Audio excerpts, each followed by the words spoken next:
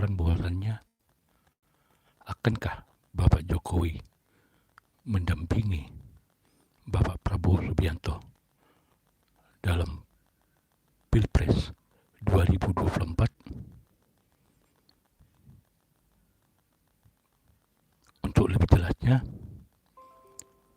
mari kita dengarkan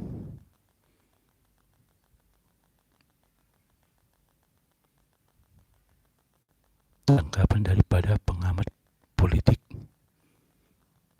dari Bapak.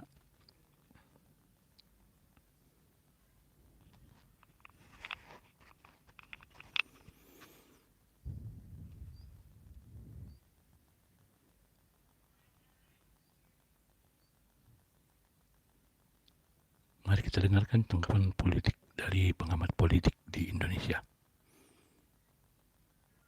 Kepada para pemirsa, silakan komen dan juga jangan lupa subscribe dan like-nya sehingga channel ini akan dapat berkembang lebih baik lagi. Mari kita dengarkan ulasan para pengamat politik. Itu dengan investasi. Pedomannya dilihat. Itunya dia lihat gitu. Tapi behind-nya itu aslinya ya teman-teman yang buat keputusan deh gitu. Oke. Saya senang di zaman sekarang ini netizen. Karena generasi kita kan generasi digital. Dan mereka yang milenial tuh usianya 43 ke bawah, zilenial 25 ke bawah. Jadi mata pilih 17 sampai 45 tahun, range itu kira-kira ada 60% populasi. Itu bahkan ada yang bilang 65% populasi di 2024. Gitu. Oke. Dan mereka termasuk Dia akan menentukan yang nanti akan siapa menentukan. jadi pemimpin ya? Iya. Oke. Ya, jadi kita ya tidak terlalu terpikir mereka-mereka yang tidak melek digital ini, ya kan, yang usianya di atas ya kayak kita lah, angkatan-angkatan 50 ke atas ini sebenarnya tidak terlalu update. ABG, angkatan babi gue. Nah, jadi waktu ada isu lah pejabat bilang nanti ada investasi, ya kan, pabrik kaca Kim, kita cek. Kita lihat asetnya, bener nggak? Dia mau naruh 11,5 billion atau sekitar 175 triliun gitu. Kita bilang salesnya aja cuma 2,3 billion dolar, saya pikir gitu. Terus profitnya free cash. Jadi kalau kita tuh kalau bisnis tuh kita nggak peduli sama omset, kita nggak peduli pada profit, kita nggak peduli pada apapun. Tapi ada satu yang kuncinya nih kalau kita pebisnis, teman-teman yang muda nih pasti paham. Yang kita lihat adalah free cash flow. Free cash flow-nya cuma 41 juta dolar. Kalau seluruh aset dicairkan, dia nyetor 30%. Duit dari mana ini dia mau bangun, bener nggak? Terus Jadi, kita impossible ya? Jadi kita bilang, ini dari mana cara dia ngebangun, gitu ya? Oke. Ini pejabat kita dibohongin, bener nggak? Ya, Atau kita dibohongin pejabat, gitu aja kan kita. Ya. Atau ada kerjasama? Ya, saling membohongi. Saling membohongi. Terus yang kedua adalah dia mau buat pabrik nomor 2 gelas terbesar di dunia. Langsung kita cek 10 atau 9 pabrik gelas terbesar di dunia. Nomor 1 Beijing Glass, dulu namanya Peking Glass, berdiri tahun 40. Yang kedua perusahaan Perancis, yang ketiga perusahaan Amerika di Pennsylvania gini. Nggak ada namanya Singi Glass gitu loh. Nggak ada itu ya? Itu bilang, terus oke, dia 2 tahun yang lalu di Gresik dia buat PT Singi Glass Indonesia. Katanya mau invest 700 juta dolar. Belum berdiri itu pabrik sampai sekarang gitu ya. Ini menarik, Bang. Kenapa saya katakan menarik, Bang Bosman? Ini kan tiba-tiba jadi kredit, jadi krusial di tengah-tengah sebentar lagi kita melakukan perhelatan Pilpres. Apakah tidak ada spekulasi ke arah sana bahwa tragedi Rempang ini seolah-olah atau ada kemungkinan bagian dari skenario untuk menciptakan sesuatu yang saya juga nggak mengerti, yang ada kemungkinan mungkin punya motif-motif lain di dalam rangka Pilpres. Itu yang baru saya mau omongin barusan, bahwa entah bagaimana, saya mungkin orang yang konsisten mengatakan bahwa 2024 tidak ada Pilpres. Ini menarik. Konsisten. Karena, sampai detik ini ya? Sampai detik ini. Meragukan adanya? Meragukan, gitu. Karena data tidak menunjukkan ke arah sana. Walaupun tidak murah. Karena belum turun semua. apa yang terjadi dengan chaos masyarakat ini akan dibuat dalil bahwa perpanjang 3 tahun deh atau perpanjang 2 tahun deh gitu ya, gitu. Itu tuh bahasa Jawa tuh masih dalam hati tuh saya getem-getem, gue masih nggak percaya gitu ya. Jadi saya tidak anti pemerintah saat ini. Oke. Saya tidak anti pejabat saat ini. Oke. Kebijakannya kadang-kadang saya kritik. Oke. Kebijakan gitu ya, yang pro oligar terutama. Tetapi kita melihat sekarang kecenderungan gitu ya. Oke. Kok gelisah sekali dia untuk turun. Tapi ada hal yang menarik, dia ini populer. Karena 80% ke atas kesukaan masyarakat terhadap dia. Sementara kalau pengalaman kita kepuasannya. Nah, sementara kalau kita lihat di dunia politik di seluruh dunia, atau bukan di Indonesia aja, biasanya seseorang di 1 tahun masa akhir jabatan tuh kena yang namanya lame duck effect. Oke. Efek bebek lumpuh. Oke. Jadi semua pemimpin di injury time ya begitu ya? Di injury time. Jadi contoh bebek lumpuh itu misalnya di pemerintahan yang lalu Pak SBY gitu ya. Oke. Di tahun 2004 begitu dia menjabat, itu kalau misalnya dia manggil siapalah, nama konglomerat lah, Franky Wijaya lah, Antoni Salim, itu jam 2. Itu jam 12 sudah nunggu. Bener nggak? Oke. Tapi begitu 2 tahun sebelum masa jabatan, mungkin kalau dia manggil beberapa orang, saya nggak sebut nama, ada yang masih di luar negeri lah, tunggu besok lah, ada alasan, gitu ya.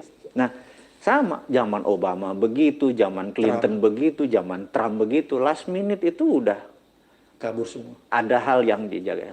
Beda dengan Pak Jokowi. Last minute siapa pun panggil jam 2, jam 11 kalau perlu. Kalau perlu dia bertenda di sana untuk tidak meleset datang jam 2 gitu. Dia tidak kena lame duck effect. Si siapa ini? Pak Jokowi. Oke. Dan ini powerful sekali karena jarang pemimpin seperti itu. Gitu ya. Jarang. Nah, efek lame duck ini yang tidak berefek pada dia membuat jadi terpikir, kalau dia diperpanjang 3 tahun, siapa yang protes? Yang 20% kan? Kira-kira, bener nggak? Ya.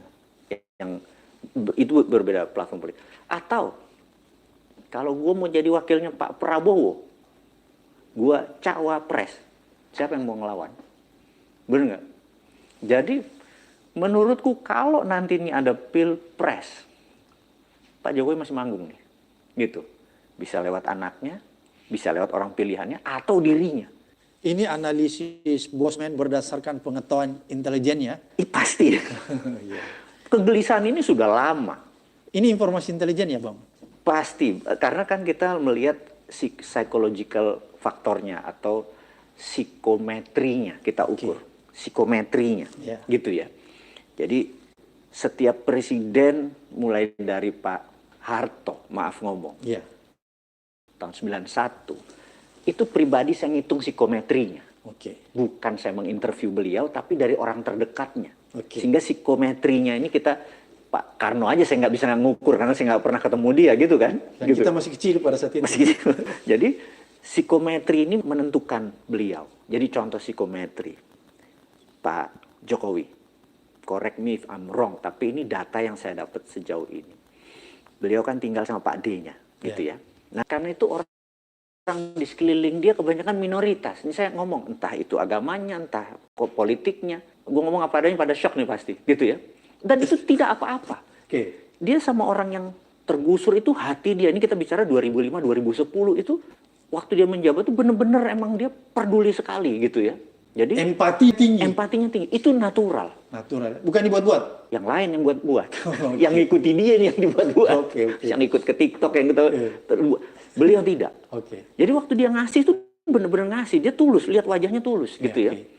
Ini yang saya rindukan beliau di 2005 2010, kok saya tidak melihat dia ada perubahan di dalam diri dia. Gitu. Ini kemana Pak Jokowi yang dulu? Itu yang sangat peduli sama beginian. Saya ada apa? Nah, saya jadi berpikir. Jadi itu yang Bosman melihat ya, ada sesuatu yang sebenarnya agak ganjil di peristiwa Rempang ini. Yes. Ini terpisah ya, maksud peristiwa Rempang adalah ada kasus terduga korupsi yang dibungkus, kemudian penyalahgunaan tempat, terus fungsi, terus ada investasi asing, terus tindakan pemerintah yang menggunakan aparat menyakiti warganya sendiri. Itu kan bertumpuk-tumpuk ini kalau sekarang ini kan, gitu. Gitu. Jadi saya pikir ini harus clear kita ngelihatnya nih. Ini ada peristiwa ini, ada TNI lah, Pak Panglima bilang dengan 1000 meeting 1000, Pak Panglima jangan ngomong gitu, minta maaf lah sama wargamu. Aku minta dengan amat sangat Pak Panglima untuk menarik kata-kata dengan minta maaf. Kita lapang kok. Jangan piting lah warga itu. Mereka bukan koruptor, mereka bukan pejabat yang menyalahgunakan jabatannya. Kenapa lu mau piting gitu loh? Itu pesan saya Pak Panglima. Maaf kalau saya menyinggung Anda, tapi Anda adalah orang yang mewakili sekian ratus ribu tentara. Minta maaf adalah sifat yang jantan. Dan itu kan bisa melukai hati rakyat. Oh, sudah melukai. Ya, jadi seolah-olah saya menangkap begini, pernyataan-pernyataan yang keluar itu seolah-olah saya menafsirkan kok China ini menggunakan aparat negara sebagai tukang pukulnya untuk menghajar rakyat. Kita lihat seperti begitu ya. Itu realita kan? Realita. Itu realita. Tapi ya udahlah, biar masyarakat udah pada dewasa semua lah. Kita nggak usah menghakimi lagi. Oke, kalau begitu menurut Bang Bosman bahwa sebenarnya tadi kan ada ketidakyakinan atau keyakinan bahwa di 2024 kalau menurut kacamata intelijen Bosman bahwa belum terlalu yakin akan terlaksananya Pilpres ya dengan melihat kondisi-kondisi seperti sekarang ini. Iya. Oleh karena itu, apakah tidak bisa dibaca dari segi intelijen bahwa peristiwa Rempang ini adalah bagian dari skenario untuk bisa menjustifikasi tentang adanya penundaan nanti? Jadi ada unfinished business. Yang kalau 2024 ini harus berakhir. Unfinished business itu bisa membuat baju oranye. Bertulisan KPK tentunya. Iya. Dan hal seperti ini harus dikelirkan. Mungkin dia minta 2-3 tahun untuk membersihkan IKN lah, membersihkan Labuan Bajo lah, membersihkan Mandalika lah, membersihkan kereta cepat, membersihkan bandara yang nggak ada isinya, membersihkan BUMN yang dikasih semua proyek tapi semua proyeknya rugi gitu ya. Terus terakhir Rempang yang mencederai hati itu ya. Itu umurnya banyak. Tapi kalau dikasih 3 tahun lagi dari sekarang, dia bisa bersihkan. Itu yang menurutnya mungkin kalau dikasih 3 tahun lagi soft landing gitu. Tapi kalau 2024 hard landing. Jadi kalau ini di-create untuk sebagai ketidakstabilan dan membuat ini adalah tool untuk pembenaran, untuk menunda, ya monggo. Saya tidak heran. Dan saya tuh nggak protes di jalanan. Gitu. Kenapa? Karena ini kan melanggar konstitusi sebenarnya. Kondisi darurat tersebut ada pasalnya juga. Negara dalam keadaan darurat, bener kan? Darurat uang kek, darurat apa kek gitu. Nanti tidak pejabatnya kan. Nah, dia ditunjuk oleh MPR sebagai pejabat sementara gitu. Kan Presiden mandataris MPR. Teman juga kan MPR. Cocok lah itu. Jadi itu spekulasi yang bisa terjadi spekulasi. Jadi kita bicara gini, saya di dalam dunia intelijen itu kita selalu namanya threat analysis. Jadi kita melihat apa-apa dari ancaman dulu. Dari threat analysis. Terus apa solve-nya kan gitu kan. Nah, jadi kita urai ini kesannya kok lu pesimis banget, kok lu ngelihat ini negatif banget. Memang begitu cara kita melihat dunia intelijen. Karena bagi intelijen kalau dunia ini bener nyaman damai, artinya intelijen bekerja. Tapi kalau di dunia ini penuh chaos segala macam, artinya intelijen nggak kerja, gitu ya. Karena tugas intelijen utama adalah kan garda pertahanan untuk membuat negara ini utuh. Itu tugas intelijen yang paling besar. Jadi first line of defense bahasa akademinya atau garda terdepan dari pertahanan. Pertahanan. Jadi kita untuk membuat kita utuh kita harus tahu data, iya kan? Nah data dikelola jadi informasi, informasi dikelola jadi knowledge. Nah, knowledge inilah yang saya bilang ke teman-teman, ini bukan data, karena sudah saya olah datanya tadi, jadi informasi, saya olah jadi knowledge. Anda mau pakai, monggo. Enggak apa-apa, gitu loh. Tugas saya sudah selesai, gitu. Ini menarik, karena menurut saya, tadi ada sekilas yang Bang Mos bilang, kalau tenang itu berarti tidak bekerja intelijen. Intelijennya kerja. Kerja kalau tenang. Kalau tenang intelijen kerja. Oke, kalau hiruk pikuk intelijennya tidak bekerja. Jadi kalau banyak kayak gini, masih intelijen yang kedodoran. Ini kan banyak rempang dan lain-lain sebagainya, banyak masalah nih. Berarti dunia intelijen Indonesia tidak bekerja dengan baik. Tidak bekerja atau dia mengerjakan.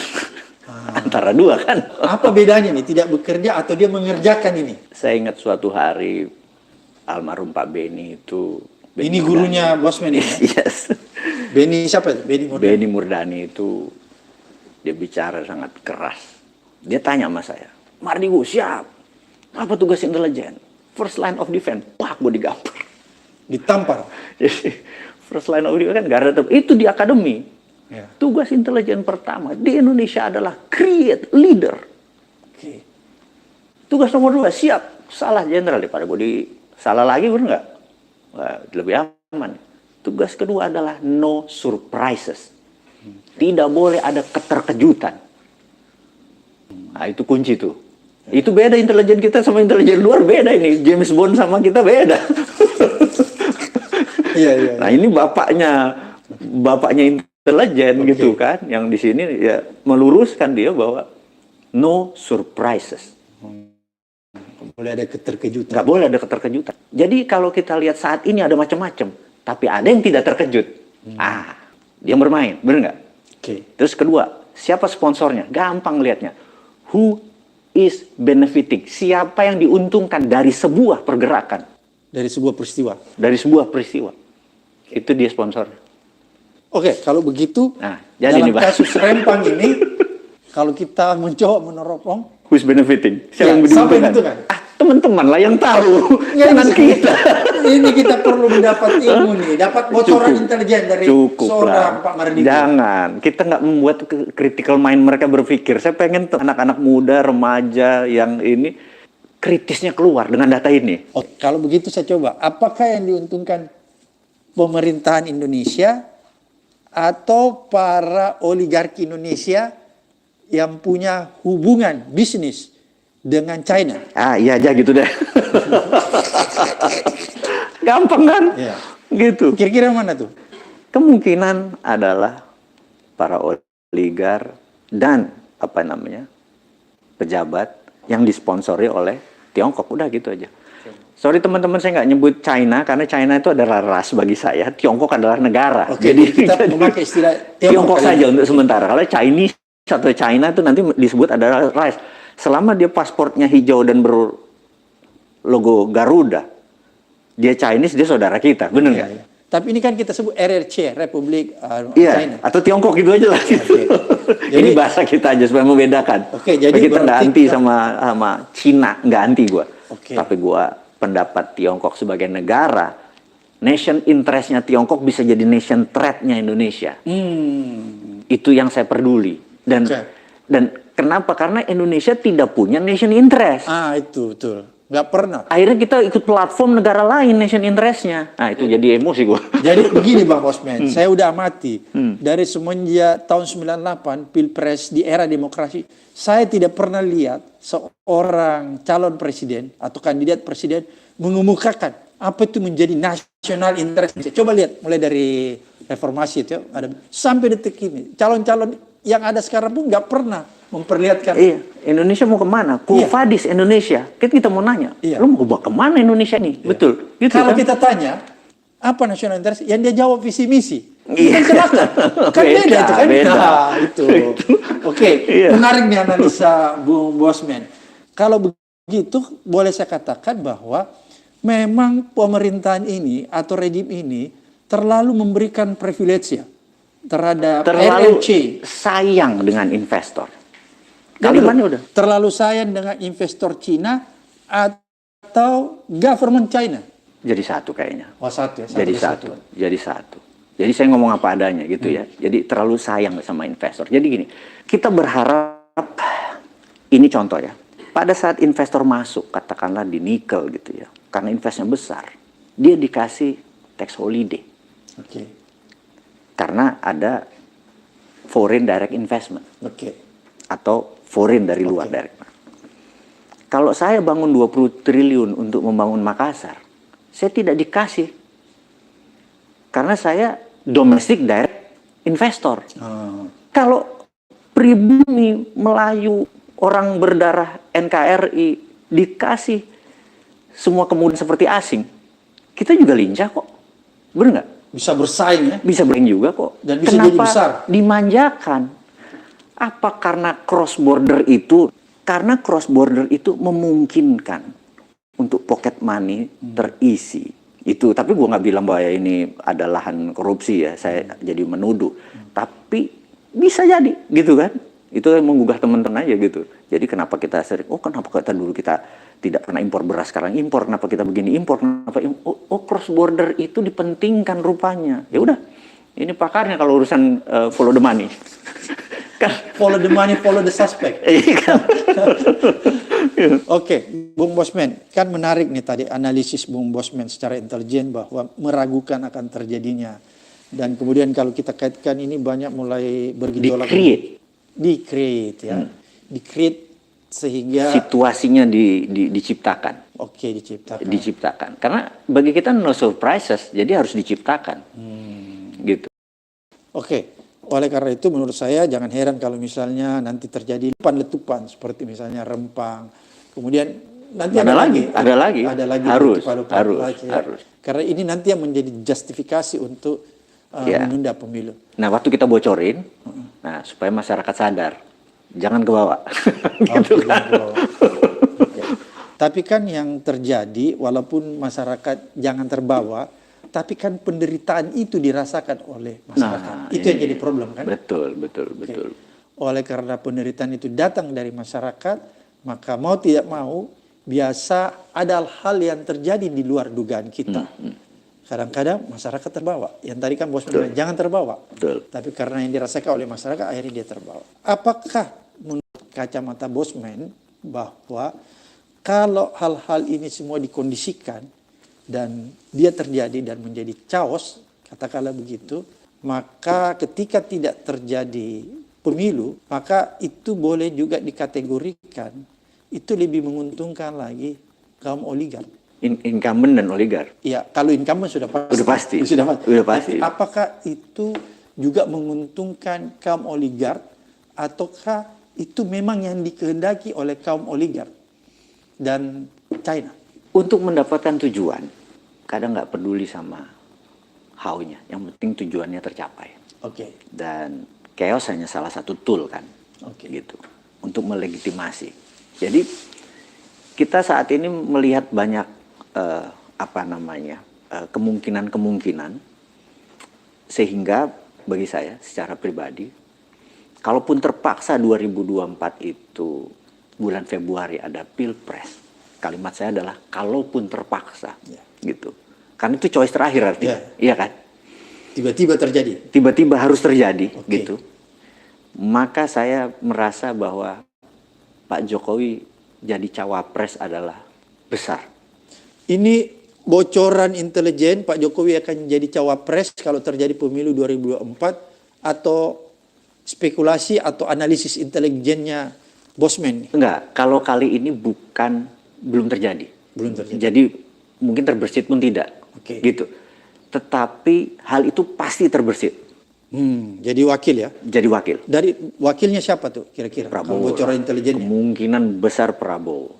Itu yang lebih memungkinkan daripada memasangkan Prabowo dan Gibran? Yes. Mana yang kemungkinan lebih besar? Jokowi akan berpasangan dengan Prabowo jadi wakil atau mendorong Gibran menjadi wakil? Kalau Gibran jadi wakil, MK harus. Iya, itu kan sudah dimulai sekarang prakondisinya. Dan kalaupun ada, dramanya masih lebih banyak. Tidak soft. Tidak soft. Kalau Pak Jokowi jadi cawapres mah nggak ada isu. Dan itu lebih soft ya? Lebih soft, nggak ada isu gitu. Dan tidak menimbulkan huru hara dan lain sebagainya. Iya, lebih soft. Lebih aman ya? Fans dia lebih banyak yang mendingan dia gitu ya, gitu. Mendingan dia daripada calon-calon lain. Betul.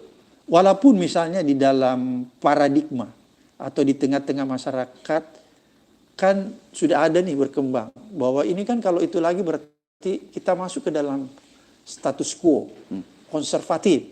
Padahal kan masyarakat ingin sebuah perubahan yang besar. Apakah itu tetap akan dimenangkan oleh kelompok status quo dan konservatif kalau itu terjadi tadi pasangan itu? Kemungkinan. Oke. Efeknya itu banyak yang nggak nyoblos. Golput. Golput karena jadi apatis kan. Udahlah, nggak berubah juga nasib gua itu loh. Oh, Jadi- seperti yang terjadi di Amerika waktu Trump menang.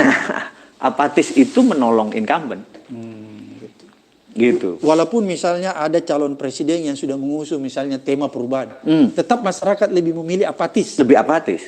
Lebih daripada apatis. akan ke bilik dan memilih perubahan. Betul. Nah ini alasan ini lagi ya. Saya mungkin di sini ada pasang calon cawapres dan wapres dari perubahan. Oke. Ini kita bicara dari teori pemenangan intelijen di dalam create leader, gitu ya. Jadi dulu saya pernah cerita tentang Warren Harding effect gitu ya. Dia mungkin the worst presiden Amerika ever gitu ya, Warren Harding ini. Tapi caranya Warren Harding effect ini jadi, itu karena dia manut. Jadi suatu hari ada tiga campaign manager lah, 3 orang lagi duduk di kafe gitu ya. Ini terus ngelihat ada Warren Harding, dia tuh adalah Chicago punya senator, lagi shoe shining tuh, lagi disemir sepatunya kan dulu, zaman dulu duduk di tahun 19 sekian tuh kan. Iya di itu. Kayak raja. Terus Mereka ini para calon ya. para calon ini nggak punya elemen surprise. Pak Jokowi itu jago elemen of surprise-nya dengan baju kotak-kotak lah, baju putih lah, ininya gini lah, main itulah, main. Dia bagus sekali. Jadi elemen of surprise itu by design, nggak ujuk-ujuk.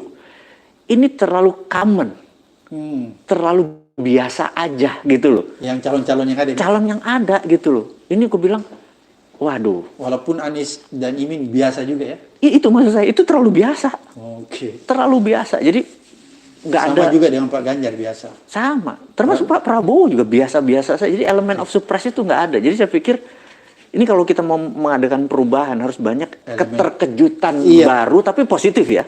Dia bawa begini. Dia bawa begini. Kaget kita. Nah kalau dia bawa begini, rubah apanya itu yang saya mau nanya. Itu jujur. Lu merubah apa sih? Lu aja nggak berubah kok gitu. Itu. Ini. Maaf nih ya. Karena ini tujuan kita ngomong ini bukan mau buat seperti Bosman orang paling pintar sedunia. Ini cuman kayak wake up call aja, alarm untuk bangun kesadaran bersama-sama. Kita kan mau jadi bangsa yang nomor 1 terkaya di dunia tahun 2045. Bener nggak? Kalau nomor 7 terkaya itu mah by default, diam aja udah kaya kita. Nggak harus presidennya Putin ditaruh di sini gitu loh. Siapapun karena memang growth kita 5%. Itu kebijakan hanya 1%, 4% autopilot. Jadi kalau gue jadi presiden nih, Bosman jadi presiden, gue diem aja naik 4% tuh. Autopilot.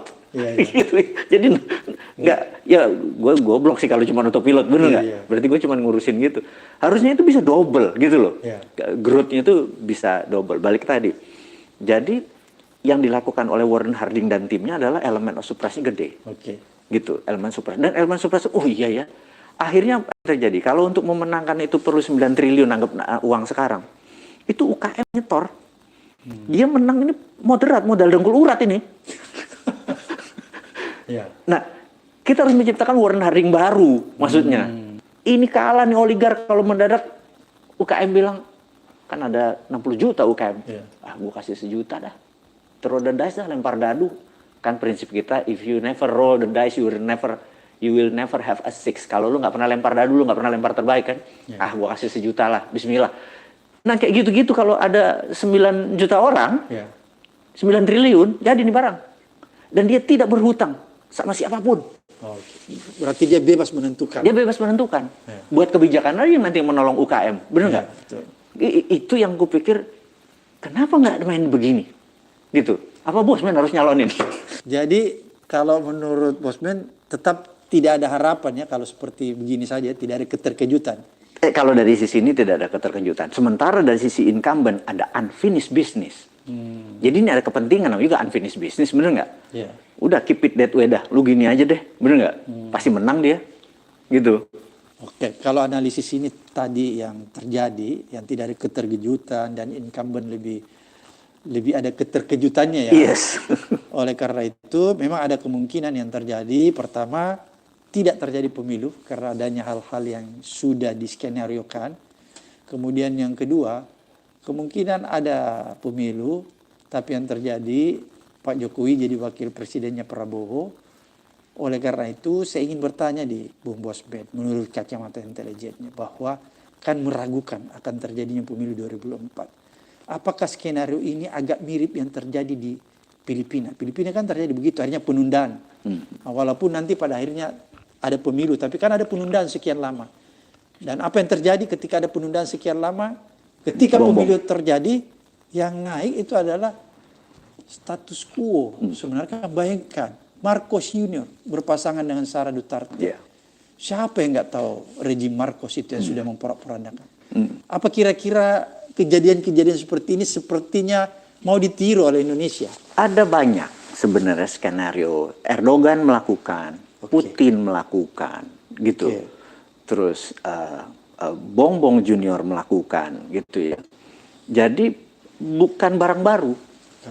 Punya jurisprudensi, punya kacamata lain, punya perimbangan lain. Jadi saya pikir semua ini bisa dipakai. Jadi tinker-tinker di istana itu pinter lah mereka. Mereka punya safety net semua kok. Jaring pengamannya. Udah referensinya udah cukup untuk membuat sebuah keputusan. Karena itu saya bilang tadi, kenapa saya tidak turun ke jalan?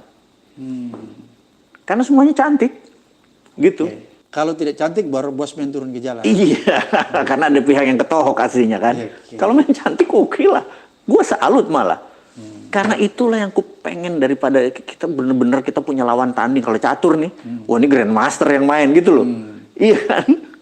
Nah kita pun jadi naik jadi grandmaster gitu.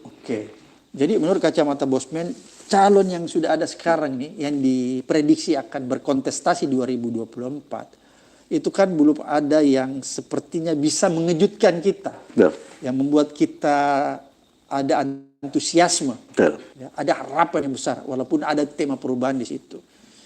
Oleh karena itu, kalaupun ini terjadi, walaupun Bosman meragukan adanya pemilu 2024 karena berbagai macam spekulasi intelijen, tapi saya coba berandai, kalau terjadi pemilu 2024, menurut informasi intelijennya Bosman, siapa yang akan keluar sebagai pemenang?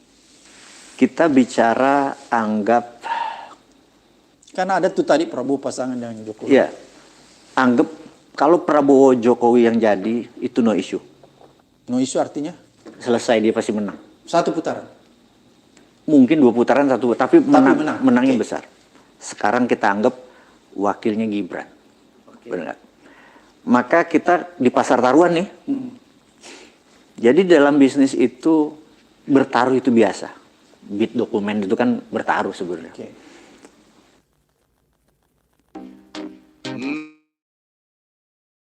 नमस्कार all India की सर्विस में आपका स्वागत है पेश करते हैं आप Tugas pebisnis adalah reduce risk, mengurangi risiko. Jadi kita melihat sekarang di sini ada Pak Prabowo, di sini ada Ganjar, di sini ada Anies. Pertanyaannya, siapa yang tidak mungkin nomor 3? Karena nomor 3 kan tidak masuk ke putaran kedua. Betul nggak? Iya. Pertanyaannya, Anies mungkin nggak nomor 3? Mungkin. Ganjar mungkin nggak nomor 3? Mungkin. Prabowo kayaknya nggak. Nomor 2, kecil kemungkinan Prabowo berpasang. Kecil. Ini kita pasar taruhan nih. Gitu. Anggap sekarang Ganjar sama Prabowo masuk babak kedua. Anies kemana? Ke PDIP kah? Ke sosialis kiri? Atau ke sini? Betul nggak? Ya begitu dia ke Pak Prabowo, ya menang lagi Prabowo. Oke, kita balik sekarang. Anies 1, Prabowo 2. Merah kemana? Ke Pak Prabowo lagi, Pak. Terlepas pasangannya tadi Gibran, Erik, atau Pak Jokowi, gitu. Itu yang kita bilang, Pak Prabowo ini winning horse. Kalau taruhan itu, chance-nya dia gede menangnya, bener nggak? Kalau kita main saham, gue beli sahamnya dia nih, kemungkinan naiknya gede. Kalau dulu orang taruhan tuh diganda ya, diganda. Diganda. Gitu. Nah, itu kira-kira dari analisa sekilas tuh. Analisa intelijen. Bang, terakhir. Apa sih sebenarnya yang menjadi PR utama ya, yang harus diselesaikan? Saya tidak memakai istilah presiden nanti, pemerintahan baru nanti, yang harus menyelesaikan berbagai macam persoalan yang urgent, yang itu tidak bisa ditunda. Jadi sebenarnya per kepala per tahun, Vietnam itu 4 kali lebih besar dari kita, $400 per kepala per tahun jadi invest dibagi jumlah penduduk. Singapura itu $19.000, berapa kali dari Indonesia. Thailand juga sama, lebih tinggi dari Indonesia. Pertanyaannya kenapa? Karena ternyata ada 2 hal. Pejabatnya diangkat berdasarkan meritokrasi. Pejabatnya diangkat berdasarkan orang-orang berprestasi yang kompeten. Punya kapasitas. Punya kapasitas, itu satu. Yang kedua, memang tingkat korupsinya rendah. Jadi ternyata tingkat korupsinya rendah dan meritokrasi itu nggak usah rakyat dipukul-pukul, investor ngantri. Nggak usah di-spoil gitu, dimanja-manjain itu investor. Akan berebut ke Indonesia. Jadi kalau Indonesia mau maju, 2 homework-nya. Pilih pejabat yang merit, itu aja. Nanti birokrasi. Selesai kita. Investasi naik sendiri. Maju kita. Ini yang menjadi PR pemerintahan berikutnya. Betul. Sekali lagi, hanya itu? Ya, itu aja cukup. Oke. Terima kasih Bung Bosman, intelijen kita yang sudah memberikan informasi kita. Mudah-mudahan ini menjadi edukasi, menjadi perhatian bagi publik agar bisa menentukan nanti apa yang akan dia lakukan kalaupun pemilu akan terlaksana. Sampai ketemu di episode. Demikianlah pemirsa, silakan berikan komen Anda mengenai akankah Bapak Jokowi mendampingi Bapak Prabowo Subianto dalam pencapresan tahun 2024. Demikian gambaran ataupun informasi yang kita dapatkan dari Bapak Bosman, sehingga pemilu tahun 2024 akan menghasilkan ataupun memberikan nuansa yang baru